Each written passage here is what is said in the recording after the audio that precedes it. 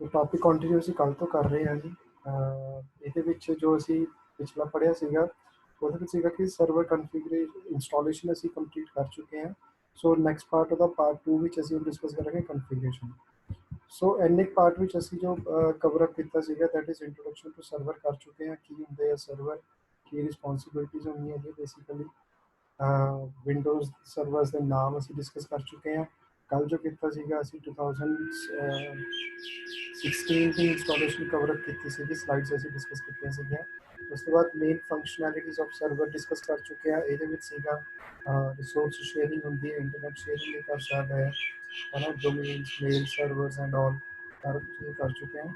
ਉਸ ਤੋਂ ਬਾਅਦ ਇਹਦਾ ਇੰਸਟਾਲੇਸ਼ਨ ਸਟੈਪਸ ਕਿੱਦਾਂ ਇੰਸਰਟ ਕਰਦੇ ਹਾਂ ਅਸੀਂ CD, ਉਹਦਾ ਮੀਡੀਆ ਅਸੀਂ ਇੰਸਰਟ ਕਰਦੇ ਹਾਂ, CPU ਰੀਸਟਾਰਟ ਸਾਰੇ ਸਟੈਪ ਬਾय ਸਟੈਪ ਫੋਲੋ ਕਰਕੇ। ਜੇ ਫਰੈਸ਼ ਇੰਸਟਾਲੇਸ਼ਨ ਕਰ ਰਹੇ ਹਾਂ ਤਾਂ ਅਸੀਂ ਹਾਰਡ ਡਿਸਕ ਦੀ ਸਪੇਸ ਉਹਨੂੰ ਐਲੋਕੇਟ ਕਰਨੀ ਹੈ। ਸਾਰੀ ਜੋ ਬੇਸਿਕ ਰਿਕੁਆਇਰਮੈਂਟ ਅਸੀਂ ਕੱਲ੍ਹ ਕਵਰ ਕਰ ਚੁੱਕੇ ਹਾਂ। ਸੋ ਮੇਨ ਪੈਨਲ ਤੇ ਆ ਕੇ ਅਸੀਂ ਇਹਦਾ ਐਡਮਿਨ ID ਪਾਸਵਰਡ ਵੀ ਸੈੱਟ ਕਰਦੇ ਹਾਂ। ਸੋ ਉੱਥੇ ਤੱਕ ਆ ਕੇ ਅਸੀਂ ਕਹਿੰਦੇ ਸੀਗੇ ਕਿ ਸਾਡਾ ਹੁਣ ਡੈਸਕਟਾਪ ਜਦੋਂ ਮੇਰੇ ਸਾਹਮਣੇ ਆ ਗਿਆ server is installed now. But ਹੁਣ ਜਿਹੜਾ ਅਸੀਂ ਗੱਲ ਕਰਨੀ ਹੈ that is how to configure a server. ਅੱਜ ਦਾ ਜਿਹੜਾ ਟੌਪਿਕ ਸਾਡਾ ਹੈ ਉਹ ਬੇਸਿਕਲੀ ਦੀ ਕਨਫੀਗਰੇਸ਼ਨ ਦੀ ਆ ਕਿ ਇੱਕ ਸਰਵਰ ਨੂੰ ਅਸੀਂ ਕਦੋਂ ਕਹਿੰਦੇ ਆ ਕਿ ਉਹ ਇੱਕ ਪ੍ਰੋਪਰ ਐਜ਼ ਅ ਸਰਵਰ ਕੰਮ ਕਰ ਰਿਹਾ ਹੈ।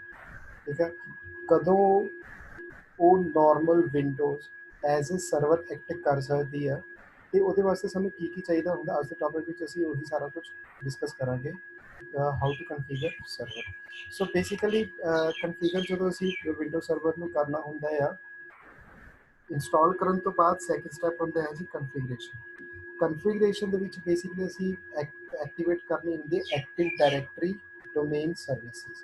ਇਹਨੂੰ ਸ਼ਾਰਟ ਫਾਰਮ ਨੂੰ ਅਸੀਂ AD ਕਹਿ ਦਿੰਦੇ ਆ। ਇੰਟਰਵਿਊ ਵਿੱਚ ਬੇਸਿਕਲੀ ਕੁਐਸਚਨ ਇੱਦਾਂ ਦੇ ਪੁੱਛੇ ਜਾਂਦੇ ਆ, ਸਰਵਰ ਕੀ ਹੁੰਦਾ and what is AD। AD stands for Active Directory. It is a main term ਜਿਹੜੀ as a computer engineer, computer student ਮੈਨੂੰ ਪਤਾ ਹੋਣੀ ਚਾਹੀਦੀ ਹੈ। AD stands for Active Directory ਤੇ DS stands for Domain Services. These are basically ਇਹ configuration ਹੈ ਜਿਹੜਾ ਅਸੀਂ ਮੇਨਲੀ ਆਪਣੇ ਸਰਵਰ, ਜਿਸ ਤੇ ਸਰਵਰ ਇੰਸਟਾਲ ਕੀਤਾ ਆ, ਜਿਸ ਕੰਪਿਊਟਰ ਨੂੰ ਸਰਵਰ ਬਣਾਉਣਾ ਚਾਹੁੰਦੇ ਆ, ਉੱਥੇ ਸਾਨੂੰ ਇਹਨੂੰ ਕਨਫੀਗਰ ਕਰਨਾ ਪੈਂਦਾ ਹੈ। ਠੀਕ ਹੈ ਜੀ, ਅੱਜ ਉਹੀ ਕੁਛ ਅਸੀਂ ਕਨਫੀਗਰ ਕਰਨਾ। ਬੇਸਿਕਲੀ ਇਹ ਐਕਟਿਵ ਡਾਇਰੈਕਟਰੀ ਕਰਦੀ ਕੀ ਹੈ, ਇਹ ਸਾਨੂੰ ਇੱਕ ਸਰਵਰ ਨੂੰ ਅਥਾਰਟੀ ਦਿੰਦੀ ਹੈ ਕਿ ਉਹ ਗਰੁੱਪਸ ਬਣਾ ਸਕਦਾ ਹੈ ਆਪਣੇ ਨੈਟਵਰਕ ਵਿੱਚ, ਆਰਗੇਨਾਈਜੇਸ਼ਨਲ ਯੂਨਿਟਸ ਬਣਾ ਸਕਦਾ ਹੈ, ਯੂਜ਼ਰਸ ਬਣਾ ਸਕਦਾ ਹੈ, ਸਕੀਮਾ ਐਲੋਕੇਟ ਕਰ ਸਕਦਾ ਹੈ। ਦੇਰ ਆਰ ਨੰਬਰ ਆਫ ਥਿੰਗਸ ਜਿਹੜਾ ਇੱਕ ਸਰਵਰ ਪਰਫਾਰਮ ਕਰਦਾ ਹੈ। ਉਹ ਸਾਰੇ ਦੇ ਸਾਰੇ ਪ੍ਰਿਵਿਲੇਜਸ ਇੱਕ ਸਰਵਰ ਆਪਰੇਟਿੰਗ ਸਿਸਟਮ ਨੂੰ ਪ੍ਰੋਵਾਈਡ ਕਰਨ ਵਿੱਚ ਹੈਲਪ ਕਰਦੀ ਹੈ। ਸੋ ਐਕਟਿਵ ਡਾਇਰੈਕਟਰੀ ਬੇਸਿਕਲੀ ਕਰਦਾ ਕੀ ਹੈ, ਇਹ ਸੈਂਟਰਲਾਈਜ਼ਡ ਕੰਟਰੋਲ ਪ੍ਰੋਵਾਈਡ ਕਰਦਾ ਹੈ ਕਿ ਇਹਨੂੰ ਮੇਰੇ ਨੈਟਵਰਕ ਐਡਮਿਨਿਸਟ੍ਰੇਟਰ ਨੂੰ।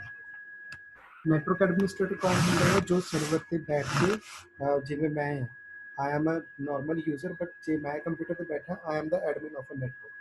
ਜੇ ਮੈਂ ਸਰਵਰ ਤੇ ਬੈਠਾ ਕੰਮ ਕਰ ਰਿਹਾ, 10 ਕਲਾਇੰਟਸ ਨੇ ਮੇਰੇ ਲੈਬ ਦੇ ਵਿੱਚ, ਸੋ 10 ਦੇ 10 ਮੇਰੀ ਸੁਪਰਵਿਜ਼ਨ ਦੇ ਅੰਡਰ ਹੋਣਗੇ। ਸੋ I am the administrator of my network.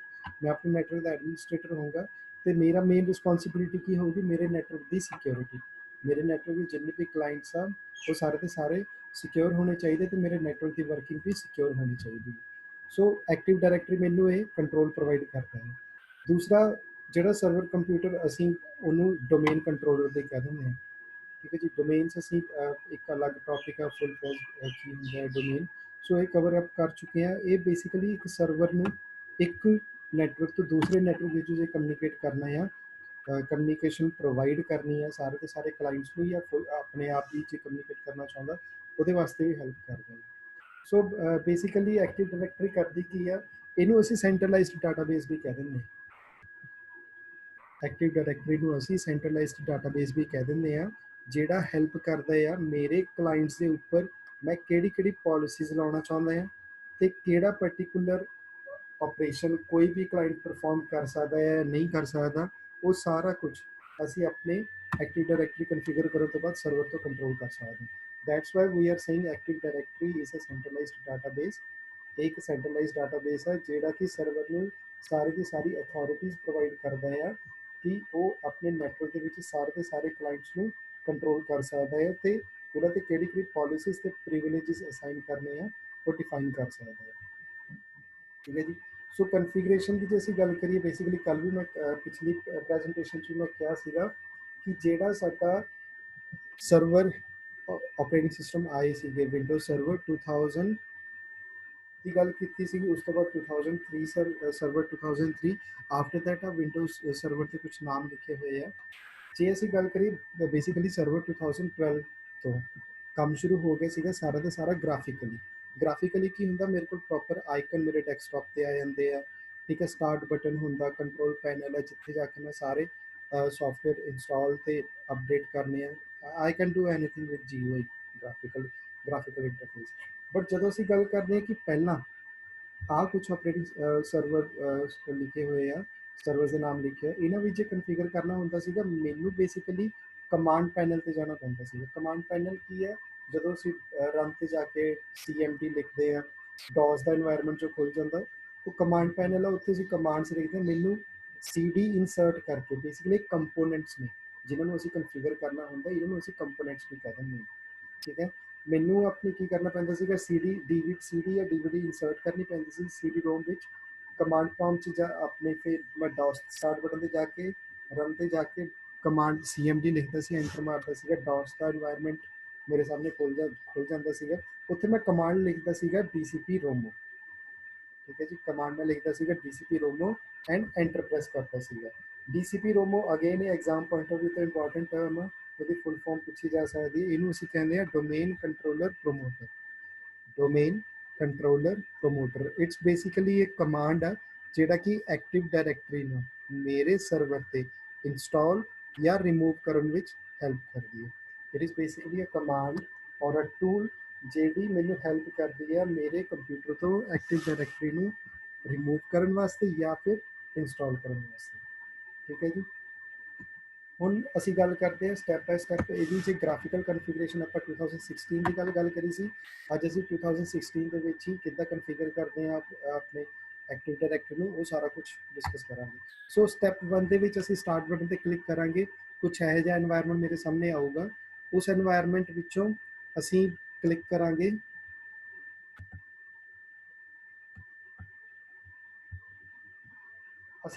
Start button ਤੇ ਸਟਾਰਟ ਬਟਨ ਦੇ ਵਿੱਚ ਅਸੀਂ ਫਾਈਂਡ ਆਊਟ ਕਰਾਂਗੇ ਵਿੰਡੋਜ਼ ਸਰਵਰ, ਠੀਕ ਹੈ ਜੀ। ਵਿੰਡੋਜ਼ ਸਰਵਰ ਦੇ ਅੰਦਰ ਅਸੀਂ ਜਾਣਾ ਹੈ ਸਰਵਰ ਮੈਨੇਜਰ ਦੇ ਅੰਦਰ। ਬੇਸਿਕਲੀ ਅਸੀਂ ਲੋਕੇਟ ਕਰਨਾ ਕਿ ਸਰਵਰ ਮੈਨੇਜਰ ਕਿੱਥੇ ਹੈ। ਸਟਾਰਟ ਬਟਨ ਤੇ ਕਲਿੱਕ ਕਰਕੇ ਜਾਂ ਫਿਰ ਅਸੀਂ ਜਿਹੜਾ ਥੱਲੇ ਸਰਚ ਦਾ ਬਟਨ ਵੀ ਬਣਿਆ ਹੋਇਆ, ਇੱਥੇ ਵੀ ਅਸੀਂ ਲਿਖ ਸਕਦੇ ਹਾਂ, ਇਹਨੂੰ ਕਲਿੱਕ ਕਰਕੇ ਇੱਥੇ ਵੀ ਲਿਖ ਸਕਦੇ ਹਾਂ ਵਿੰਡੋਜ਼ ਸਰਵਰ, ਠੀਕ ਹੈ ਜੀ, ਜਾਂ ਸਰਵਰ ਮੈਨੇਜਰ ਲਿਖਾਂਗੇ, ਮੇਰੇ ਕੋਲ ਡਾਇਰੈਕਟਲੀ ਆਹ ਵਾਲਾ जो जो आइकन है मेरे सामने आ जाऊगा, इस पर क्लिक करके ਅਸੀਂ ਐਂਟਰ ਹੋਵਾਂਗੇ ਸਰਵਰ ਮੈਨੇਜਰ ਡੈਸ਼ਬੋਰਡ ਦੇ ਅੰਦਰ। ਆਹ ਸਰਵਰ ਮੈਨੇਜਰ ਦਾ ਡੈਸ਼ਬੋਰਡ ਹੈ ਜੀ। ਇੱਥੇ ਕੀ ਹੈ, ਐਕਟਿਵ ਡਾਇਰੈਕਟਰੀ ਦੀ ਜਿਹੜੀ ਸਰਵਿਸਿਜ਼ ਹੈ ਉਹ ਇੱਕ ਵਿੰਡੋਜ਼ ਦਾ ਰੋਲ ਆ, ਜਿੱਦਾਂ ਮੈਂ ਪਹਿਲਾਂ ਕਿਹਾ ਕਿ ਇੱਕ ਸਰਵਰ ਨੂੰ ਫੁੱਲ ਫਲੈਜ ਅਥਾਰਟੀ ਪ੍ਰੋਵਾਈਡ ਕਰਦਾ ਹੈ, ਠੀਕ ਹੈ। ਸੋ ਆਪਾਂ ਕਲਿੱਕ ਕਰਾਂਗੇ ਐਡ ਰੋਲਸ ਤੇ, ਠੀਕ। ਜਦੋਂ ਸਰਵਰ ਮੈਨੇਜਰ ਦਾ ਡੈਸ਼ਬੋਰਡ ਮੇਰੇ ਸਾਹਮਣੇ ਆ ਜਾਊਗਾ, welcome to server manager, directly ਅਸੀਂ ਲੋਕੇਟ ਕਰਾਂਗੇ ਐਡ ਰੋਲਸ ਐਂਡ ਫੀਚਰਸ ਤੇ,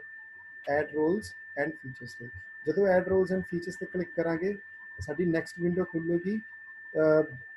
ਹੁਣ ਇਸ ਪਰਟੀਕੂਲਰ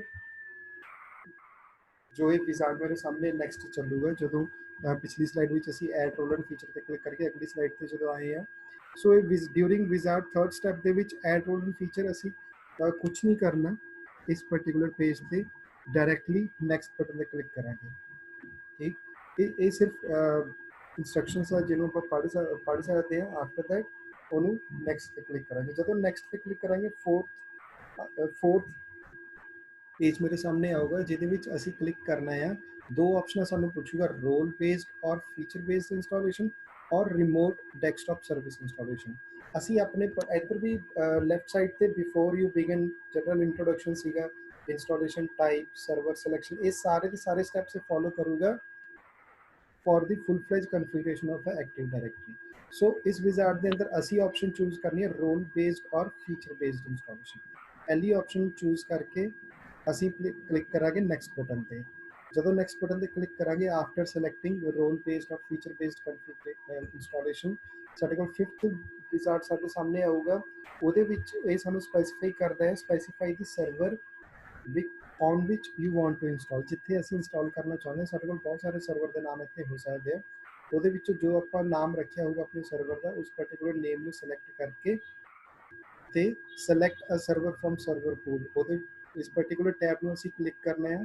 ਨੀਚੇ ਸਾਡੇ ਕੋਲ ਸਰਵਰਸ ਦੇ ਲਿਸਟ ਆ ਜੂਗੀ ਜਿਹਦੇ ਵਿੱਚ ਆਪਾਂ ਆਇਡੈਂਟੀਫਾਈ ਕਰਨਾ ਮੇਰੇ ਸਰਵਰ ਦਾ ਨਾਮ ਕੀ ਸੀਗਾ। ਉਹਨੂੰ ਸਿਲੈਕਟ ਕਰਕੇ ਅਸੀਂ ਕਲਿੱਕ ਕਰਾਂਗੇ ਨੈਕਸਟ ਤੇ। ਐਗਜ਼ਾਮਪਲ ਇੱਥੇ ਮੇਰੇ ਸਰਵਰ ਦਾ ਜੇ ਨਾਮ ਹੋਗਾ SVR02, ਮੇਰੇ ਕੋਲ ਲਿਸਟ ਬਹੁਤ ਸਾਰੀ ਹੋਗੀ, ਉਹਦੇ ਵਿੱਚ ਮੈਂ ਆਇਡੈਂਟੀਫਾਈ ਕਰੂੰਗਾ ਦਿਸ ਵਨ SVR02, ਕਲਿੱਕ ਕਰਾਂਗਾ ਐਂਡ ਨੈਕਸਟ ਬਟਨ ਤੇ ਕਲਿੱਕ ਕਰਾਂਗਾ। ਠੀਕ ਹੈ ਜੀ, ਇੱਧਰ ਥਰਡ ਸਟੈਪ ਮੇਰਾ ਕੰਪਲੀਟ ਹੋ ਗਿਆ ਸਰਵਰ ਸਿਲੈਕਸ਼ਨ। ਹੁਣ ਫੋਰਥ ਨੈਕਸਟ ਸਟੇਜ ਤੇ ਕੀ ਆਇਆ, ਜਦੋਂ ਅਸੀਂ, ਮੈਂ ਪਹਿਲਾਂ ਇਮੇਜ ਦਿਖਾ ਦਿੰਦਾ, ਜਦੋਂ ਹੀ ਅਸੀਂ ਇਹਦੇ ਵਿੱਚੋਂ ਸਿਲੈਕਟ ਸਰਵਰ ਪੂਲ ਵਿੱਚੋਂ ਆਪਣਾ ਸਰਵਰ ਸਿਲੈਕਟ ਕਰਾਂਗੇ ਸਾਡੇ ਕੋਲ ਆਹ ਡਾਇਲੌਗ ਬਾਕਸ ਖੁੱਲੂਗਾ। ਠੀਕ ਹੈ ਜੀ, ਹੁਣ ਇਹਦੇ ਵਿੱਚ ਕੀ ਆ, ਇਸ ਦੇ ਰਿਲੇਟਿਡ ਮੈਂ ਤੁਹਾਨੂੰ ਪਹਿਲਾਂ ਸਟੈਪਸ ਦੱਸ ਦਿੰਦਾ। ਇਹਦੇ ਵਿੱਚ ਕੀ ਆ, ਅਸੀਂ ਹੁਣ ਸਪੈਸੀਫਾਈ ਕਰਾਂਗੇ ਐਕਟਿਵ ਡਾਇਰੈਕਟਰੀ ਦੇ ਰੋਲ ਕੀ ਨੇ, ਰੋਲ ਸਪੈਸੀਫਾਈ ਕਰਨੇ ਆ। ਠੀਕ ਹੈ, ਜਦੋਂ ਰੋਲ ਸਪੈਸੀਫਾਈ ਕਰਨ ਵਾਸਤੇ ਅਸੀਂ ਕਲਿੱਕ ਕਰਾਂਗੇ ਨਿਊ ਡਾਇਲੌਗ ਬਾਕਸ ਖੁੱਲੂਗਾ ਜਿੱਥੋਂ ਅਸੀਂ ਇੰਸਟਾਲ ਮੈਨੇਜਮੈਂਟ ਟੂਲਸ ਕਰਨੇ ਆ। ਐਕਟਿਵ ਡਾਇਰੈਕਟਰੀ ਰੋਲ ਦੇ ਵਿੱਚ ਅਸੀਂ ਜਦੋਂ ਕਲਿੱਕ ਕਰਾਂਗੇ ਅਸੀਂ ਉਹਦੇ ਨਾਲ ਇਹਦੇ ਮੈਨੇਜਮੈਂਟ ਟੂਲਸ ਵੀ ਇੰਸਟਾਲ ਕਰਨੇ ਆ। ਠੀਕ ਹੈ, ਬੇਸਿਕਲੀ ਮੈਨੇਜਮੈਂਟ ਟੂਲਸ ਕੀ ਨੇ, ਇਹ ਐਕਟਿਵ ਡਾਇਰੈਕਟਰੀ ਦੇ ਕੋਰ ਰਿਸਪੌਂਸਿਬਿਲਿਟੀਜ਼ ਆ, ਕੋਰ ਸਰਵਿਸਿਜ਼ ਨੇ ਜਿਹੜੀਆਂ ਕਿ ਇੱਕ ਸਰਵਰ ਵਾਸਤੇ ਜ਼ਰੂਰੀ ਨੇ ਤੇ ਸਰਵਰ ਦੀ ਫੁੱਲ ਫਲੈਜ ਇੰਸਟਾਲੇਸ਼ਨ ਵਾਸਤੇ ਇੰਪੋਰਟੈਂਟ ਨੇ। ਸੋ ਅਸੀਂ ਉਹਨੂੰ ਤੇ ਕਲਿੱਕ ਕਰਨਾ। ਸੋ ਉਹਦੇ ਵਾਸਤੇ ਅਸੀਂ ਕਲਿੱਕ ਕਰਾਂਗੇ click on add features. Add features ਤੇ ਜਿੱਥੇ ਕਿਉਂ ਕਲਿੱਕ ਕਰਨਾ, ਟੂ ਇੰਸਟਾਲ ਮੈਨੇਜਮੈਂਟ ਟੂਲਸ। ਠੀਕ, ਆਫਟਰ ਦੈਟ ਅਸੀਂ ਨੈਕਸਟ ਬਟਨ ਤੇ ਕਲਿੱਕ ਕਰਾਂਗੇ। ਹੁਣ ਡਾਇਗਰਾਮੈਟਿਕਲੀ ਅਸੀਂ ਸਮਝਦੇ ਹਾਂ, ਜਦੋਂ ਸਰਵਰ ਰੋਲਸ ਤੇ ਅਸੀਂ ਆ ਗਏ, ਠੀਕ, ਉਹਦੇ ਵਿੱਚ ਅਸੀਂ ਐਕਟਿਵ ਡਾਇਰੈਕਟਰੀ ਚੈੱਕ ਕੀਤੀ। ਐਕਟਿਵ ਡਾਇਰੈਕਟਰੀ ਤੇ ਜਦੋਂ ਕਲਿੱਕ ਕਰਾਂਗੇ ਸਾਡੇ ਕੋਲ ਆਹ ਡਾਇਲੌਗ ਬਾਕਸ ਖੁੱਲੂਗਾ ਐਡ ਰੋਲਸ ਐਂਡ ਫੀਚਰਸ। ਉਹਨਾਂ ਨੂੰ ਅਸੀਂ ਸਿਲੈਕਟ ਕਰਕੇ ਨੀਚੇ ਆ ਟੈਬ ਆਇਆ ਹੋਇਆ ਇਨਕਲੂਡ ਮੈਨੇਜਮੈਂਟ ਟੂਲਸ, ਇਹਨੂੰ ਚੈੱਕ ਕਰਨਾ ਜ਼ਰੂਰੀ ਹੈ। ਠੀਕ ਹੈ ਜੀ, ਇਹ ਬਾਈ ਡਿਫਾਲਟ ਅਨਚੈੱਕ ਹੋਊਗਾ, ਇਹਨੂੰ ਪਾਰਟਿਕੂਲਰਲੀ ਸਿਲੈਕਟ ਕਰਨਾ ਜ਼ਰੂਰੀ ਹੈ। ਐਡ ਫੀਚਰ ਕਰਾਂਗੇ, ਆਫਟਰ ਦੈਟ ਨੈਕਸਟ ਜਾਂ ਇੰਸਟਾਲ ਤੇ ਕਲਿੱਕ ਕਰਾਂਗੇ। ਠੀਕ ਹੈ ਜੀ, ਹੁਣ ਅਸੀਂ ਜਦੋਂ ਨੈਕਸਟ ਤੇ ਕਲਿੱਕ ਕਰ ਦਾਂਗੇ ਐਡ ਫੀਚਰਸ ਪਰਫਾਰਮ ਕਰ ਚੁੱਕੇ ਹਾਂ, ਅਸੀਂ ਰੋਲਸ ਡਿਫਾਈਨ ਕਰ ਚੁੱਕੇ ਹਾਂ, ਮੈਨੇਜਮੈਂਟ ਟੂਲਸ ਨੂੰ ਇਨਕਲੂਡ ਕਰ ਚੁੱਕੇ ਹਾਂ, ਨੈਕਸਟ ਤੇ ਐਂਟਰ ਕਰ ਚੁੱਕੇ ਹਾਂ। ਸਾਡੇ ਕੋਲ 7th ਸਟੈਪ ਜਿਹੜਾ ਆਇਆ ਉਹਦੇ ਵਿੱਚ ਇਹ ਕੀ ਕਹਿੰਦਾ ਆ, in this active directory domain service page, ਇਹਨੂੰ ਸਿਰਫ ਅਸੀਂ ਰੀਡ ਕਰਨਾ ਹੈ, just read the information about ADDS। ਇਹ ਸਿਰਫ ਬੇਸਿਕ ਇੰਟਰੋਡਕਸ਼ਨ ਆ ਕਿ ADDS ਹੈ ਕੀ ਇਹ ਕਰ ਸਕਦਾ ਹੈ, ਕਿਹੜੀ ਕਿਹੜੀ ਰਿਸਪੌਂਸਿਬਿਲਿਟੀਜ਼ ਬੇਸਿਕਲੀ ਸਰਵਰ ਨੂੰ ਆਥੋਰਾਈਜ਼ ਕਰਦਾ ਹੈ। ਉੱਪਰ ਦੇਖੋ ਸਰਵਰ ਦਾ ਨਾਮ ਵੀ ਆ ਰਿਹਾ, ਡੈਸਟੀਨੇਸ਼ਨ ਸਰਵਰ, ਜਿਹੜਾ ਮੇਰਾ ਸਰਵਰ ਮੈਂ ਸਿਲੈਕਟ ਕੀਤਾ ਸੀਗਾ ਸਰਵਰ ਪੂਲ ਵਿੱਚੋਂ। ਠੀਕ ਹੈ, ਇਹਨੂੰ ਰੀਡ ਆਊਟ ਕਰਨ ਤੋਂ ਬਾਅਦ ਅਸੀਂ ਫੁੱਲ ਫਲੈਜ ਇਹਨਾਂ ਨੂੰ ਓਪਨ ਕਰਕੇ ਪੜ੍ਹ ਵੀ ਸਕਦੇ, ਬਟ ਆਪਾਂ ਡਾਇਰੈਕਟਲੀ ਨੈਕਸਟ ਤੇ ਜਾਵਾਂਗੇ। ਜਦੋਂ ਨੈਕਸਟ ਤੇ ਕਲਿੱਕ ਕਰਾਂਗੇ ਸਾਡੇ ਕੋਲ 8th ਸਟੈਪ ਆਊਗਾ। 8th ਸਟੈਪ ਦੇ ਵਿੱਚ ਆਹ ਵਿੰਡੋ ਮੇਰੇ ਸਾਹਮਣੇ ਆਊਗੀ, ਬਟ ਇਸ ਤੇ ਆਉਣ ਤੋਂ ਪਹਿਲਾਂ ਮੈਂ ਇਹਦੇ ਇੰਟਰੋਡਕਸ਼ਨ ਪੜ੍ਹ ਲੈਂਦੇ, ਇਹ 'ਚ ਕੀ ਇਹਦੀ ਡਿਸਕ੍ਰਿਪਸ਼ਨ ਪੜ੍ਹ ਲੈਂਦੇ। ਇਹਦੇ ਵਿੱਚ ਕੀ ਆ, ਜਦੋਂ 7 ਸਟੈਪ ਪਰਫਾਰਮ ਕਰਕੇ ਅਸੀਂ ਨੈਕਸਟ ਸਟੈਪ ਤੇ ਆਏ, ਜਦੋਂ ਤੱਕ ਸਾਡਾ ਲਾਸਟ ਸਟੈਪ ਕੰਪਲੀਟ ਨਹੀਂ ਹੋ ਜਾਂਦਾ, ਐਕਟਿਵ ਡਾਇਰੈਕਟਰੀ ਇੰਸਟਾਲੇਸ਼ਨ ਕਨਫਰਮ ਨਹੀਂ ਹੋ ਜਾਂਦੀ, ਐਕਟਿਵ ਡਾਇਰੈਕਟਰੀ ਦੀ ਇੰਸਟਾਲੇਸ਼ਨ ਕਨਫਰਮ ਨਹੀਂ ਹੋ ਜਾਂਦੀ। ਸੋ ਆਪਾਂ ਕੀ ਕਰਾਂਗੇ, ਕਨਫਰਮ ਕਰਾਂਗੇ ਉਹਨੂੰ by clicking on the install button. ਠੀਕ ਹੈ ਜੀ, ਇੰਸਟਾਲ ਬਟਨ ਤੇ ਕਲਿੱਕ ਕਰਾਂਗੇ। After the installation server needs to be ਰੀਬੂਟਡ।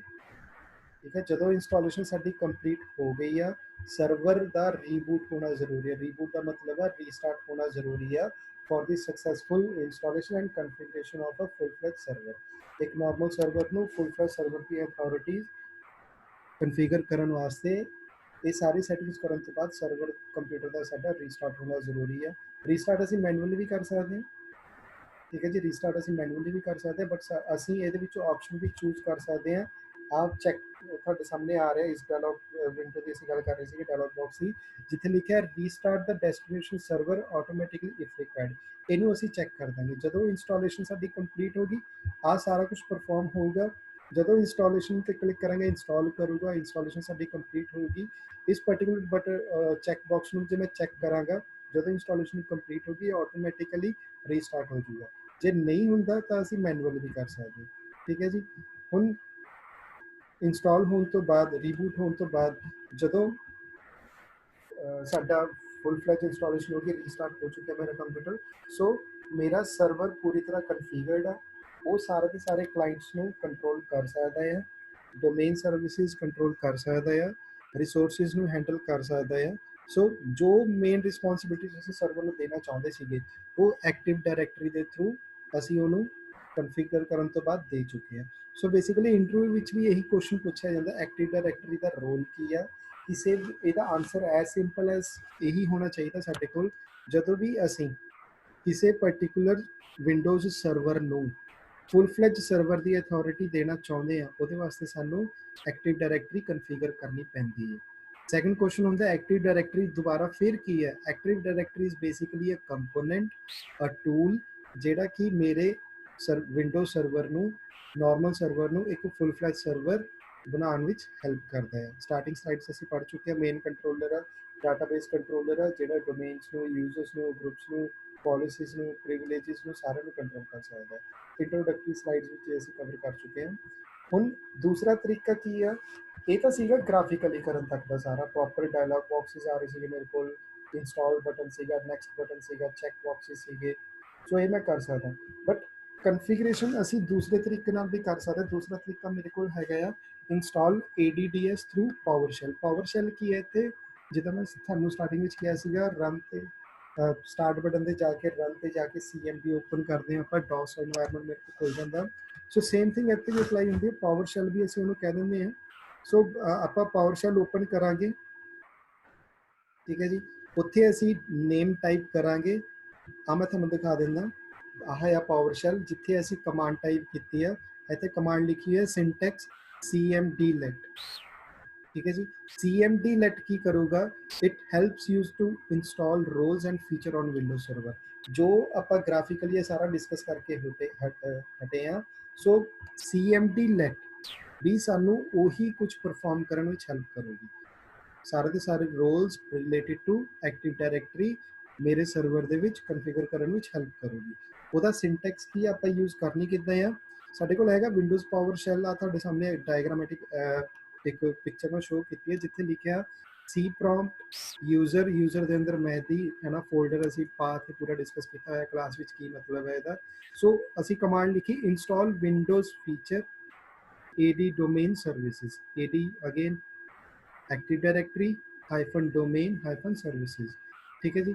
ਜਦੋਂ ਐਂਟਰ ਪ੍ਰੈਸ ਕਰਾਂਗੇ ਸਾਡਾ ਕਨਫਿਗਰੇਸ਼ਨ ਦਾ ਸਟੈਪ ਸਾਰੇ ਰੀਪਰਫਾਰਮ ਹੋਣੇ ਸ਼ੁਰੂ ਹੋ ਜਾਣਗੇ ਤੇ ਸਾਡੇ ਸਰਵਰ ਦੇ ਵਿੱਚ ਐਕਟਿਵ ਡਾਇਰੈਕਟਰੀ ਕਨਫਿਗਰ ਹੋ ਜੂਗੀ, ਠੀਕ ਹੈ ਜੀ। ਸੋ ਇਹ ਸੀਗਾ ਸਾਡਾ ਅੱਜ ਦਾ ਟੌਪਿਕ ਜਿਹਦੇ ਵਿੱਚ ਅਸੀਂ ਡਿਸਕਸ ਕੀਤਾ ਐਕਟਿਵ ਡਾਇਰੈਕਟਰੀ ਸਰਵਰ ਨੂੰ ਜੇ ਅਸੀਂ ਇੱਕ ਫੁੱਲ ਫਲੈਜ ਸਰਵਰ ਬਣਾਉਣਾ ਚਾਹੁੰਦੇ ਹਾਂ, ਅਸੀਂ ਐਕਟਿਵ ਡਾਇਰੈਕਟਰੀ ਨੂੰ ਉਹਦੇ ਵਿੱਚ ਕਨਫਿਗਰ ਕਰਾਂਗੇ, ਕਿੱਦਾਂ ਕਰਨਾ ਇਹੀ ਸਟੈਪਸ ਅੱਜ ਅਸੀਂ ਸਾਰੇ ਦੇ ਸਾਰੇ ਡਿਸਕਸ ਕੀਤੇ। So thank you.